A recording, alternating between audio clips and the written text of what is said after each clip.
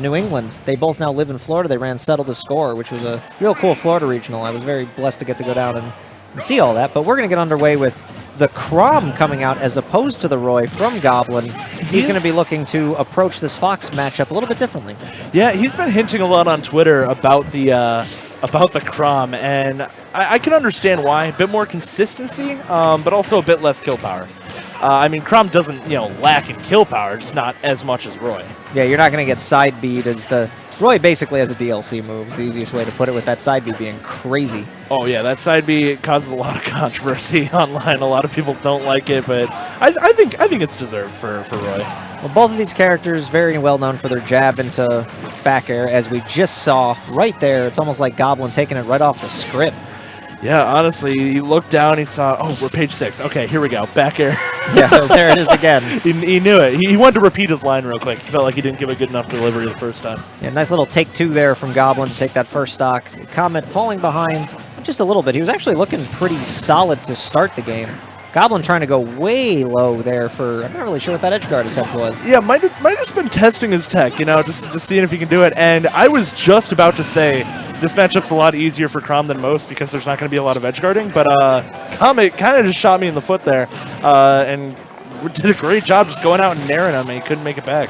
Comet is probably one of the best Fox Nair users that I've seen. Definitely in the Midwest. He is exceptional when it comes to stringing together Nairs and the long combos, and he's very adept at running off stage and catching the soft hit Nairs for edge guards on characters with weak recoveries. So that may come into play more than just that one stock in this set. Yeah, and he's got a very different style than the resident Fox of Chicago, Snoofle. I can't really place it. He just kind of goes for more. Yeah, Snoofle's a bit more reserved with his playstyle. He's more aggressive for sure. Snoofle is a nice little mix of combo game, playing neutral, and kind of just testing the waters throughout the game to know when he can approach. Comet really does get in your face. To his credit, he's very good from the aggressive front, but getting aggressive a little bit too much there, costing him. Now he's going to see himself down a stock, and now it's going to be up to Comet to kind of return serve. Yeah, and he's got Chrom to about Nair up smash window. I think he needs a little bit more on him. But, well, that might be it. It's just going to come down to him landing a confirm here, getting something into his up smash. Ooh, I think he meant to run forward a little bit more there. The movement on Chrom when he's like, it's almost like a wave land, but without being one, when he uses the aerials into landing. Very, very good. Gave him great spacing on ledge, and he wound up being able to punish Comet on get up, once again with the jab back air, taking yet another stock with that, as well as his first game. Yeah, he's a slippery boy, and combine that with his great airspeed and great acceleration, he can really move around on you. All right, well, Chrom looking to be the play here from Goblin. I really doubt we'll see anything else from Comet. He very much is a solo main specialist. I don't think I've ever seen Comet play not Fox in bracket, especially anytime recently. Yeah, he doesn't have a wolf, does he? I know a lot of Foxes will have a pocket wolf. No, that's a Snoof thing. A lot of spacey players generally, like you say, try to band together, play all the spaces. But now Comet sticks it out with the Fox. I think he believes that Fox's only losing matchups are the Rats. I can see that. I've always been a big advocate for Fox being top 10, Fox being top 5, and wow, big up smash to start off, and you can hear the crowd popping off for him. Yeah, crowd going nuts for Comet. Now we're in Midwest versus Invader territory. This is not just state versus state in the Midwest anymore. Goblin, one of the major invaders that likes to come through Chicago from Florida. Certainly not alone in that. Every now and again we'll get 8-Bit Man coming through as well. But I didn't know he was from Florida. Yeah, he's North Florida. Oh, okay. But right now it's Goblin coming to play. He's been doing a lot of up Bs out of shield, and it looks like Comet's finally adapting to it and playing a little bit more passively. I say as he gets jabbed and back aired, but yeah, that will happen. Yeah, I mean, you got to be consistent with that, and Goblin's doing a great job so far. He hasn't missed one of those confirms for a kill yet. And meanwhile, I mean, he's already got him to about 114. You know, he can do a lot here, but he needs to avoid the heavy combo game that Chrom can put out. All right, not crossing up with the side B. That's a very weird property move. Sometimes I feel like it can cross up, and other times I feel like it won't, almost like you're shorting it. I'm not certain if that's an intentional thing or not. Yeah, I think it depends on where the shield is, and wow, he gets the up smash, and all of a sudden, man, got the Midwest on his side right now, rooting for him against this Invader. Yeah, Comet has been playing much better this game than the first one. The first game, it felt like he couldn't really get anything going. He did have that one decent edge guard, but that was about it from Comet in Game 1. But now in Game 2, the combo game really been going, been really being able to get in there and get the damage when he needs to get the damage. But one too many dash attacks there is going to lead into a little bit of a punish. Yeah, avoids some of the damage, though, because he didn't get sucked into the full Cyclone. I'd like to see Comet approach with a little bit more than just dash attack. I know it has been working, but Goblin will catch on to that if he keeps doing it. Yeah, I mean, he might be wanting to save the mix-up for when he really needs it, because right now he's, well, he's dead. But he's racking up percent, and he's got a decent lead right now.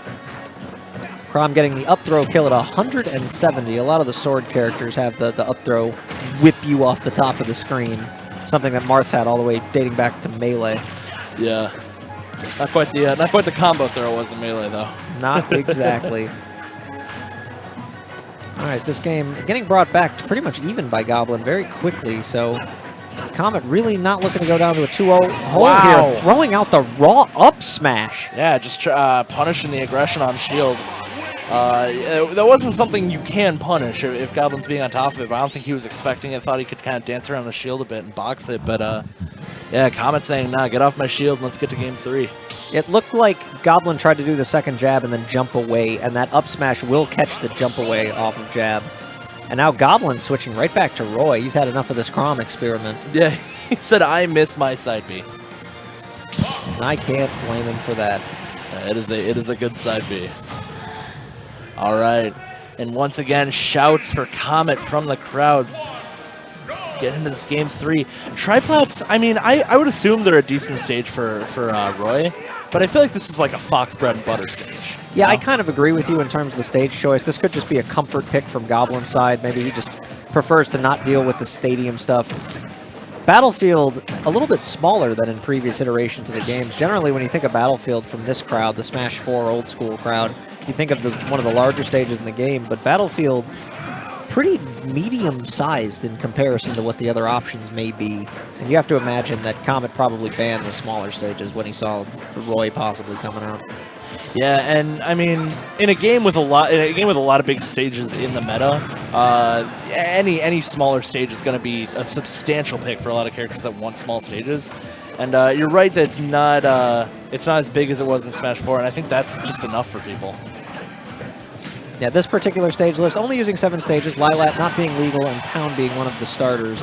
So small stages right now are at a premium as Goblin hits that charged neutral B. Very, very good timing. Yeah, 2-framing is going to be something he really needs to utilize here because Goblin doesn't seem too keen on trying to edgeguard Comet right now. Yeah, these two straight through the back here. These two characters going off stage is a little bit scary against either one of them. Yeah, and the double edge will kill him. Wow, all the way at the ledge, and the up air will lock down that first stock in return. But I'm at a loss for words. That was a huge kill, super early. He was at 55. If I saw that correctly, that is unreal. Yeah, wow, that move's got some power behind it. Now Goblin looking a lot more comfortable with Roy, his pretty much general main. I can understand having, you know, Chrom's technically as Echo, even though Chrom almost plays more like not Roy. Those are probably the least similar Echoes in the game, Chrom and Roy. Yeah, yeah, no, I'd have to agree with that. It's just like the properties of their swords are so different. Yeah, they go for different kills. The recovery is completely different. Good gimp there, though. There it is again, that runoff nair from Comet. Keeping him in this game for all of... Well, still alive. Nice, rides the ledge a little bit, avoids the 2-frame. That nair's got a lot of set knockback. Not too much knockback growth, though, so it's not going to kill. But he needs to be careful. The next big hit will definitely spell death. That was an interesting choice from Comet. That get up fair from the ledge. Gets a little bit of damage in. Oh, and runs right into an aggressive fair, but it's not going to be enough. Great DI, and once again, riding the stage, not ready for it. The up throw, not going to do it. We got some decently sized ceilings here. Oh, no. Unfortunate, though. I think he meant to run off and then side B. I think he just wanted to side B to the other platform, just to get away from the Roy, which I think would not have gotten him killed because he wouldn't have had so much end lag and Roy was already in the air. But he got stuck on the ledge, so the game thinks you want to ledge cancel, basically, and traps you there. Yeah, unfortunate, but Comet's definitely staying in it right now. He was on the cusp of a comeback, and as you were saying, unfortunately got stuck on that platform. Lost the stock because of it. All right, we're going to get game 4, going to Town and City. This is Comet's counter pick. He likes having the combination of both the platforms for certain combos, but if he gets like a falling nair in neutral, he's very, very good at just stringing it into a multi-hit combo, drag you all the way off stage. So we'll see if he can get any of those going. And Comet seems to be doing he's doing a slightly better job of kind of dancing around him, still eating a lot of hits though. Yeah, it's very, very risky, a lot of the approaches that he's had going, particularly against the sword characters. Like you say, he's been eating a lot of damage. He's going to need to find a way just to get in. Oh, wow. So smart catching him in the air and dragging him down to the last hit of the double edge, and that'll be the first stock gone from Comet. Yeah, the really, really high-level Roys, that's something you'll start to see them do more and more frequently, is that jab can lead into a side B kill from pretty much anywhere. It's frightening. Roy is a perennially underrated character, and in this game more than any. He really is, and I feel like it just comes down to a lack of representation. Because I mean, as you were saying, there's a lot of Roys in Southern Florida, but like think about Chicago. There are no Roys in Chicago. Yeah, we have Rectangles is the only one I can think of. Yeah, and even then, he considers himself more of a brawler man. Yeah, nowadays especially. Oh, wow, look at these juggles. Tons of damage racking up. Yeah, 4 up airs in a row, desperately needed on Comet's side just to make sure that he can stay in this game, because what you don't want is to be down a game and a stock. That's like the classic, you're playing with a huge mountain to climb. See, maybe 10% of sets end in the favor of the guy down a game and a stock. Yeah. Oh, nice run-off back air. Just tries to get the hard read and reads the DIN and gets the up air out of it. That was a great job by Comet. Yeah, that's really hard to do too. Jab into hilt up air. Yeah, you need to be 100% on top of what your opponent's gonna do. All right, good call out there from Goblin, and here it is. You're down a game and a stock. Comet with a hell of a hill to climb. Town and City doing its best to help him out. As my one traditional Town and City is a BS stage, gets called out. Of influencing the game more than the actual players in that instance. But it's all right, both players back on stage, and neutral is reset, fortunately for everyone involved. And pushing him all the way out there and then going out onto the platform and catching him. That'll be Goblin 3-1 over Comet. The way Goblin made that set look